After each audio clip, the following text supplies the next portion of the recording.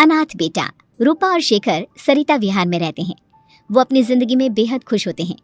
दोनों का शौर्य नाम का एक बेटा भी होता है, जिस पर दोनों ही अपनी जान छिड़कते हैं। शेखर, अब तो आप शौर्य को अपनी गोद से नीचे उतार दीजिए, उसके सोने का टाइम हो रहा है। नहीं रूपा, इसे मेरे पास ही रहने दो प्लीज। मैं थोड़ी देर में इसे बिस्तर में सुला दूंगा। लेकिन कल सुबह आपकी ऑफिस में मीटिंग भी तो है ना, और इसके लिए आपको कल जल्दी भी तो निकलना होगा।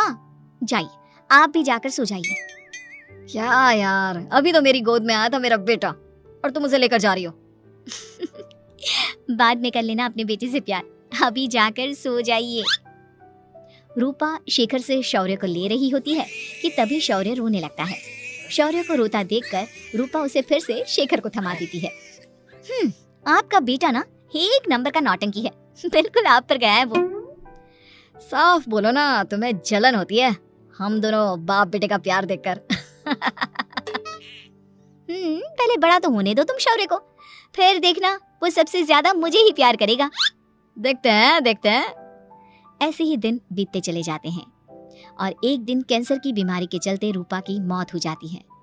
अब शौर्य 3 साल का हो चुका होता है, जिसके कारण उसकी दादी शेखर पर दूसरी शादी का दबाव बनाने लगती है। शेखर, शौर्य अभी बहुत छोटा है और उसे इस समय एक माँ के प्यार की बहुत जरूरत है। माँ, मुझे दूसरी शादी नहीं करनी। क्या पता जो दूसरी औरत आएगी वो मेरे बेटे को एक माँ का प्यार दे या ना दे। तो रूपा की छोटी बहन वैशाली से ही शादी क्यों नहीं कर लेता? वो तो शौर्य को एक माँ का प्यार पूरा दे सकती है ना। मैंने कहा ना माँ, मुझे दूसरी शादी नहीं करनी, और अपनी ही पत्नी के बहन से तो हरगिज नहीं। ऊपर से अगर रूपा देख रही होगी तो वो क्या सोचेगी? अपने लिए ना सही, लेकिन तुझे शौर्य के लिए तो शादी करनी ही पड़ेगी ना बेटा। शेखर कुछ कहता उससे पहले ही अंजुमन उसे रूपा की कसम दे देती है, जिसके आगे मजबूर होकर शेखर शादी के लिए हामी भर देता है। देखो वैशाली, मैंने तुमसे शादी सिर्फ अपने बच्चे के लिए की है। मैं चाहता हूँ कि तुम उसे एक माँ का भरपूर प्यार दो। शौर्य, आपके साथ साथ मेरा भी कुछ लगता है। अगर आप मुझसे शादी नहीं भी करते तब भी मेरा प्यार शौर्य के लिए कभी कम या ज्यादा नहीं होता।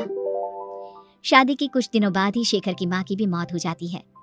वैशाली शौर्य को एक माँ से भी बढ़कर प्यार देती है। शौर्य को लेकर वैशाली का यूं निस्वार्थ प्यार देखकर शेखर को भी उससे प्यार हो जाता है और कुछ सालों बाद शेखर और वैशाली का भी लड़का हो जाता है। लेकिन इसके बाद वैशाली का शौर्य को लेकर बर्ताव बदलने लगता है। वैशाली, मैं देख रहा हूँ तुम आजकल शौर्य का जरा भी ध्यान नहीं रख रही हो। मुझे पता नहीं था कि आदित्य के होने के बाद तुम इतना बदल जाओगी। आदित्य मेरा अपना सगा खून है और शौर्य दीदी का, फिर मैं दोनों में अंतर कैसे नहीं करूं? माँ भले ही दोनों के अलग अलग है, लेकिन पिता तो एक है ना। अगर मुझे पहले पता होता कि तुम इतनी जल्दी बदल जाओगी तो मैं कभी तुमसे शादी ही नहीं करता। हाँ, तो किसने कहा था आपसे मुझसे शादी करने के लिए? मैं थोड़ी ना आई थी आपके पास, आपकी माँ ही आई थी मेरे घर आपका रिश्ता लेकर। वैशाली, मुझे तुमसे ऐसी उम्मीद नहीं थी। गुस्से में शेखर अपना पैर पटकता हुआ शौर्य को वहां से लेकर चला जाता है। पापा, मम्मा मुझसे प्यार क्यों नहीं करती? क्या मैं उनका सगा बेटा नहीं हूँ इसलिए मुझसे प्यार नहीं करती? मम्मा नहीं करती तो क्या हुआ बेटा, पापा तो करते हैं ना आपसे प्यार। कुछ दिनों के बाद, आज तुझे खाना पीना कुछ नहीं मिलेगा, चल चुपचाप से अपने रूम में जाकर सो जा। माँ, अब भाई को खाना क्यों नहीं दे रही हो? बेटा तू आराम से खाना खा, इस नालायक की चिंता मत कर। एक दिन खाना नहीं खाएगा तो मर नहीं जाएगा ये। अगर भैया नहीं खाएंगे तो मैं भी नहीं खाऊंगा। तू अपने भाई का भक्त क्यों बन रहा है? ये तेरा सौतेला भाई है, सगा नहीं जो तू लक्ष्मण बन रहा है। माँ, आपको इतना भी नहीं मालूम, श्री राम और लक्ष्मण सगे भाई नहीं थे। श्री राम माता कौशल्या और लक्ष्मण माता सुमित्रा की कोख से जन्मे थे। दोनों के सिर्फ पिता एक थे लेकिन माँ अलग थी। मुझे ज्यादा ज्ञान देने की जरूरत नहीं है, ये सतयुग और त्रेता युग नहीं है, समझे? आया बड़ा भाई का चमचा। इतना कहकर वैशाली वहां से चली जाती है, जिसके कुछ टाइम बाद शेखर वहां आता है और आदित्य उसे सारी बात बताता है। मुझे माफ कर दो शौर्य, तुम्हारी माँ के जाने के बाद मुझे दूसरी शादी का फैसला करना ही नहीं चाहिए था। अगर मैं दूसरी शादी नहीं करता तो शायद आज तुम्हारी ये हालत ना होती। नहीं पापा, अगर आप शादी नहीं करते तो मुझे आदित्य जैसा छोटा भाई कभी नहीं मिलता। थैंक यू मुझे इतना अच्छा भाई देने के लिए। तुम दोनों हमेशा ऐसे ही साथ रहना, फिर कोई भी तुम दोनों का कुछ नहीं बिगाड़ पाएगा। चलो, मैं तुम दोनों को आइसक्रीम खिला कर लाता हूँ, बहुत भूख लग रही है ना। शिखर शौर्य और आदित्य को आइसक्रीम दिलाने लेकर जाता है। वो दोनों को पार्क में खड़ा करके आइसक्रीम लेने जा ही रहा होता है, तभी तेज रफ्तार से आती हुई एक गाड़ी उसे कुचल देती है और उसी पल शेखर की मौत हो जाती है, जिसके बाद शौर्य की जिंदगी नर्क से भी बदतर हो जाती है। सुन रहे चिरकुट, इस घर के किसी भी सामान को मेरी मर्जी के बगैर हाथ मत लगाना। इन सब पर अब तेरा कोई हक नहीं है, समझा? ठीक है माँ, मैं आपकी इजाजत के बगैर किसी चीज को हाथ नहीं लगाऊंगा। चल जाकर अब पूरे घर की सफाई कर। महज 7 साल का शौर्य वैशाली के कहने पर अपने नन्हे नन्हे हाथों से पूरे घर की सफाई करने लगता है।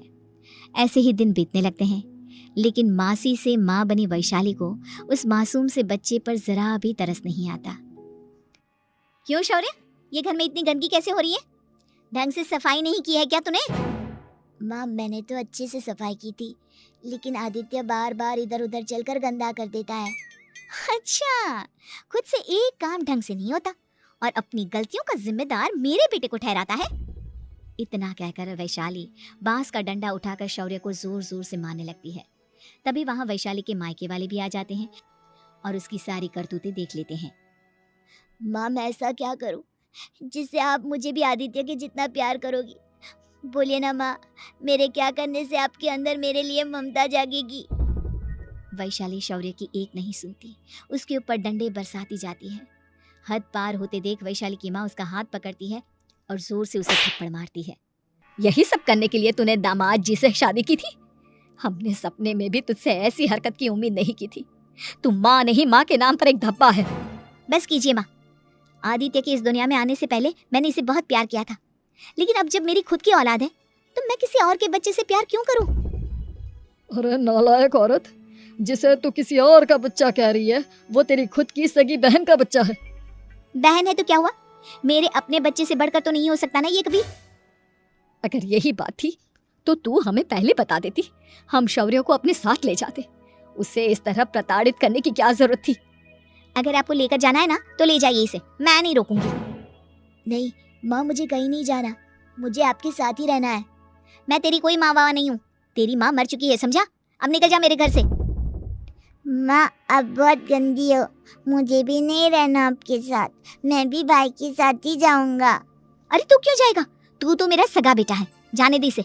हम यहाँ ऐश से रहेंगे, तुम्हारे पापा बहुत सारी जमीन जायदाद छोड़ गए हैं तुम्हारे लिए। नहीं माँ, मुझे भाई के साथ जाना है, आप अच्छी नहीं हो, आप बहुत बुरी हो, आप भाई को बहुत परेशान करती हो। देख वैशाली, तुझसे ज्यादा समझ तो इस मासूम बच्चे में है। ये तेरे बुरे कर्मों का ही नतीजा है, जो आज तेरी सगी औलाद खुद से तुझे ठुकरा रही है। आदित्य, तुझे इस शौर्य ने भड़काया है ना मेरे खिलाफ? नहीं माँ, मुझे किसी ने भड़काया नहीं, पर मैं सब देखता हूँ, सब समझता हूँ। भाई बहुत अच्छा है, वो आपकी जैसा नहीं है। चलिए नानी। इतना कहकर वैशाली के मायके वाले आदित्य और शौर्य को अपने साथ ले जाते हैं और इस तरह वैशाली बड़े से घर में अकेली पड़ जाती है। 2 बेटों के होते हुए भी आज उसे माँ कहकर बुलाने वाला कोई नहीं होता।